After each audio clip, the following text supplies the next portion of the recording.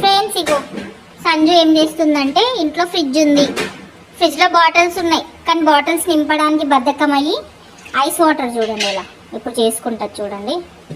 బద్ధకానికి మరో రూపం అంటే ఇద్దరేనమ్మా ఇక్కడ. వాటర్ నింపుకొని ఐస్ చేసుకుంటున్నాం. ఐస్ వాటర్ గ్లాస్ లో ఐస్ క్యూబ్స్ వేసుకొని వాటర్ పట్టుకుంటుంది. How to make ice water.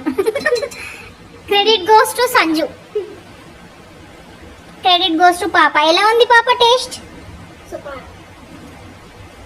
సరే ఏం చేసుకున్నావు నువ్వు?